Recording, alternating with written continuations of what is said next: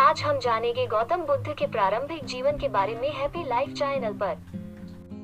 प्रारंभिक जीवन। उनका जन्म 483 और 563 ईस्वी पूर्व के बीच शाक्य गणराज्य की तत्कालीन राजधानी कपिलवस्तु के निकट लुम्बिनी, नेपाल में हुआ था।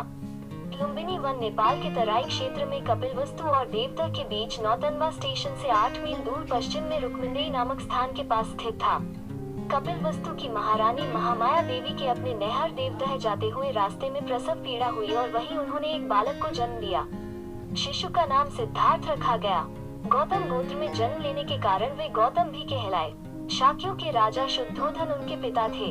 परंपरागत कथा के अनुसार सिद्धार्थ की माता माया देवी जो कोली वंश की थी का उनके जन्म के 7 दिन बाद निधन हो गया था। उनका पालन पोषण उनकी मौसी और शुद्धोधन की दूसरी रानी महाप्रजावती गौतमी ने किया। शिशु का नाम सिद्धार्थ दिया गया, जिसका अर्थ है वो जो सिद्धि प्राप्ति के लिए जन्मा हो। जन्म समारोह के दौरान साधु दृष्टा आसित ने अपने पहाड़ के निवास से घोषणा की बच्चा या तो एक महान राजा या एक महान पवित्र पथ प्रदर्शक बनेगा। सिद्धार्थ बचपन से ही करुणायुक्त और गंभीर स्वभाव के थे। बड़े होने पर भी उनकी प्रवृत्ति नहीं बदली। तब पिता ने यशोधरा नामक एक सुंदर कन्या के साथ उनका विवाह करा दिया। यशोधरा ने एक पुत्र को जन्म दिया जिसका नाम राहुल रखा गया। परंतु सिद्धार्थ का मन गृहस्थी में नहीं रमा। एक दिन वो भ्रमण के लिए निकले। रास्ते में रोगी वृद्ध और मृतक को देखा ता जीवन की सच्चाई का पता चला। क्या मनुष्य की यही गति है, यह सोचकर वे बेचैन हो उठे। फिर एक रात्रिकाल में जब महल में सभी सो रहे थे, सिद्धार्थ चुपके से उठे और पत्नी एवं बच्चों को सोता छोड़ वन को चल दिए। महात्मा बुद्ध के मन में धीरे धीरे परिवर्तन होने लगा। राजकुमार बुद्ध ने नगर में घूमने की इच्छा प्रकट की।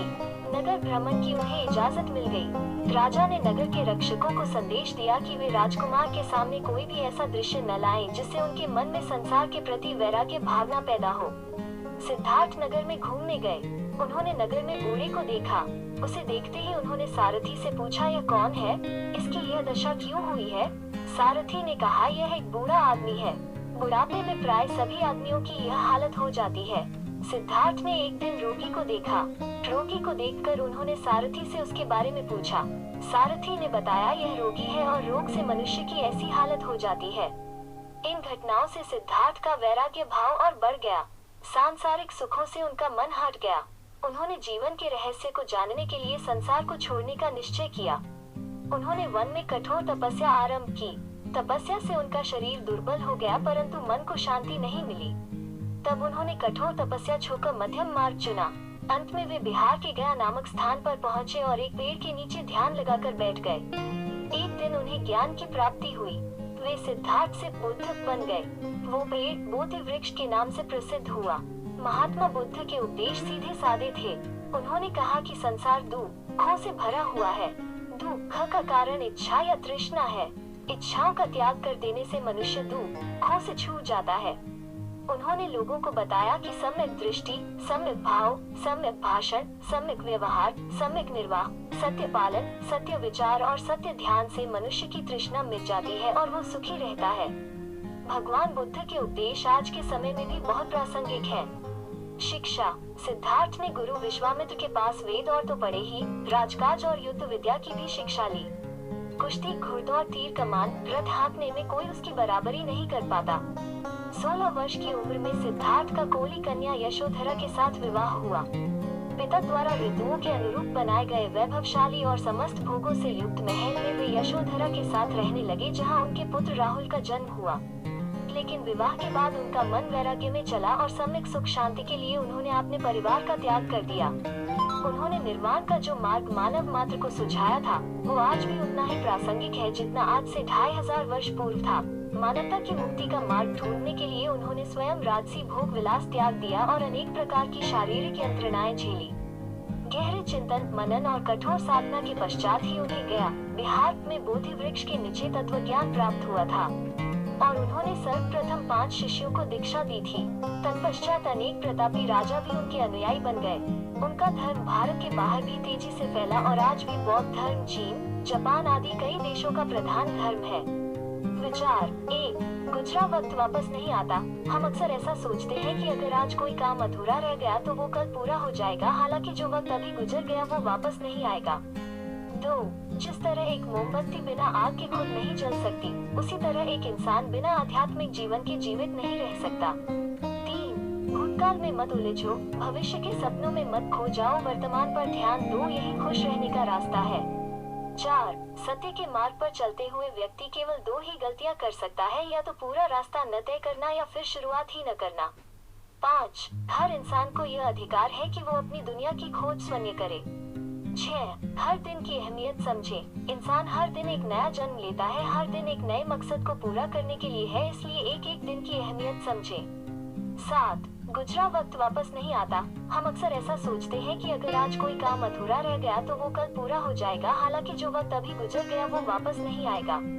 8. खुशी हमारे दिमाग में है, खुशी पैसों से खरीदी गई चीजों में नहीं, बल्कि खुशी इस बात में है कि हम कैसा महसूस करते हैं, कैसा व्यवहार करते हैं और दूसरे के व्यवहार का कैसा जवाब देते हैं, इसलिए असली खुशी हमारे मस्तिष्क में है। 9. आकाश में पूरब और पश्चिम का कोई भेद नहीं है, लोग अपने मन में भेदभाव को जन्म देते हैं और फिर यह सच है ऐसा विश्वास करते हैं। 10. अच्छी चीजों के बारे में सोचें, हम वही बनते हैं जो हम सोचते हैं, इसलिए सकारात्मक बातें सोचें और खुश रहें। 11. जिस तरह से लापरवाह रहने पर घास जैसी नरम चीज की धार भी हाथ को घायल कर सकती है, उसी तरह से धर्म के असली स्वरूप को पहचानने में हुई गलती आपको नरक के दरवाजे पर पहुंचा सकती है। 12. ईर्ष्या और नफरत की आग में जलते हुए इस संसार में खुशी और हंसी कैसे स्थायी हो सकती है? अगर आप अंधेरे में डूबे हुए हैं तो आप रोशनी की तलाश क्यों नहीं करते? 13. जिस व्यक्ति का मन शांत होता है, जो व्यक्ति बोलते और अपना काम करते समय शांत रहता है, वो वही व्यक्ति होता है जिसने सच को हासिल कर लिया है और जो दुर्लभ तकलीफों से मुक्त हो चुका है। 14. यह मनुष्य का अपना मन है, न कि उसका शत्रु जो उसे रे मार्ग पर ले जाता है। 15. जीभ एक तेज चाकू की तरह बिना खून निकाले ही मार देता है। 16. हजारों दियों को एक ही दिए से बिना उसके प्रकाश को कम किए जलाया जा सकता है, खुशी बांटने से खुशी कभी कम नहीं होती। 17. हम अपने विचारों से ही अच्छी तरह ढलते हैं, हम वही बनते हैं जो हम सोचते हैं, जब मन पवित्र होता है तो खुशी परछाई की तरह हमेशा हमारे साथ चलती है। 18. अपने उद्धार के लिए स्वयं कार्य करें, दूसरों पर निर्भर नहीं रहे। 19. 1000 खोखले शब्दों से एक शब्द बेहतर है जो शांति लाता है। 20. एक निष्ठाहीन और बुरे दोस्त से जानवरों की अपेक्षा ज्यादा भयभीत होना चाहिए, क्योंकि एक जंगली जानवर सिर्फ आपके शरीर को घाव दे सकता है, लेकिन एक बुरा दोस्त आपके दिमाग में घाव कर जाएगा। 21. आपको जो भी मिला है उसका अधिक मूल्यांकन न करें और न ही दूसरों से ईर्ष्या करें। वे लोग जो दूसरों से ईर्ष्या करते हैं, उन्हें मन को शांति कभी प्राप्त नहीं होती। 22. एक कुत्ते को एक अच्छा कुत्ता नहीं माना जाता है क्योंकि वो एक अच्छा नादकार है। एक आदमी एक अच्छा आदमी नहीं माना जाता है क्योंकि वो एक अच्छा बोल लेता है। मृत्यु। महात्मा बुद्ध सारी आयु धर्म का प्रचार करते रहे, अंत में इसका प्रचार करते करते 80 वर्ष की आयु में कुशीनगर में उनका देहावसान हो गया। वे मरकर भी अमर हो गए, आज भी उनके लाखों अनुभवी उन्हें भगवान के समान पूजते हैं।